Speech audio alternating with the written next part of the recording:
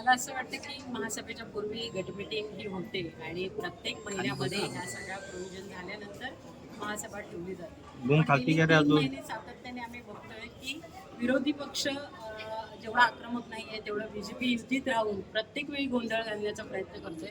मला त्यांची मानसिकता कळलेली नाही आणि आज मला बाहेर आल्यानंतर कळलं की त्यांनी शिवसेना मुर्दाबाद ह्या घोषणा केलेल्या आहेत. तर खरं तर युती धर्म फक्त आम्हीच पाळायचा आणि त्यांनी पाळायचा नाही असं जर ठरवलं असेल तर मला असं वाटतं त्यांनी आमच्या सत्तेत बाहेर पडणं योग्य असेल माझ्यासाठी तरी. कारण खुर्चीत बसून जर ते आमच्या विरोधात जर बोलत असतील तर हे चुकीचं आहे. कारण गट मीटिंगमध्ये ठरल्यानंतर अशी विरोधी भूमिका ते मांडत असतील तर हे साफ चुकीचं आहे असं मला वाटतं.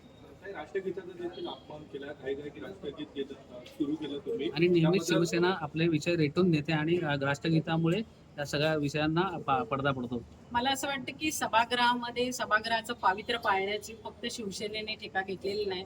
त्याच्याबरोबर सभागृहात जेवढे नगरसेवक आहे सर्व पक्षीय आहे त्यांनी देखील तेवढी सभागृहाची सभ्यता पाळली पाहिजे. आपल्याला जर विषय पत्रिकेवरती जे विषय आहेत ते जर शांततेने सगळ्यांनी जर केले तर मला असं वाटतं सुरुवात जर तुम्ही केली नाही तर त्याला दुजोरा दुसरा कोणी देणार नाही. आपल्याकडून सुरुवात होते म्हणून प्रत्येक वेळी ह्या 3 महासभा आम्ही बघतोय की ह्या गोंधळातच गेलेल्या आहेत आणि ह्याच्या मागचं कारण फक्त बीजेपी राहिलेली आहे. हे का राहिलेली आहे मला आजपर्यंत कळलेलं नाही.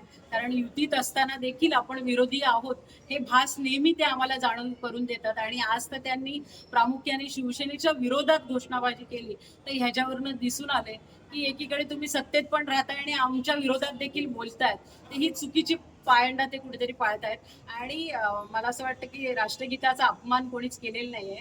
विषयपत्रिका वाचून झाल्यानंतर प्रश्न उत्तराचा तास जसं त्यांनी गट मीटिंगमध्ये ठरवलं होतं त्याप्रमाणे गट मीटिंगमध्ये झालेल्या वाक्यावरतीच महापौरांनी जसं रुलिंग दिलं होतं त्यानुसार प्रश्न उत्तर हे शेवटी घेण्यात आली होती.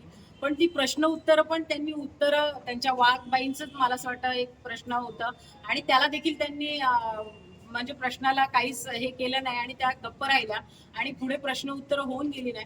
मग शेवटी असंच बसण्यापेक्षा राष्ट्रगीताला सुरुवात झाली. कोणीच राष्ट्रगीताचा अपमान केला नाही. राष्ट्रगीत चालू झाल्यानंतर मला असं वाटतं त्यांनी देखील उठून राष्ट्रगीत बोलले.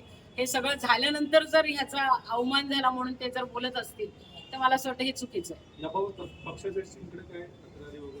मला असं वाटतं पक्षश्रेष्ठींकडे सांगायची गोष्ट नाही. ह्या सगळ्या गोष्टी पक्षश्रेष्ठींपर्यंत पोहोचतात. पण मला असं वाटतं पक्षाची निष्ठा म्हणून आम्ही जर काम करतोय आणि युती धर्म जर आम्हाला पाळायला शिकवलाय तर त्यांच्या पण नेत्यांनी त्यांना त्या सगळ्या गोष्टींची सूचना दिली पाहिजे. नाहीतर सरळरित्या मला असं वाटतं विरोधी बाकावर बसणं त्यांच्यासाठी योग्य असेल.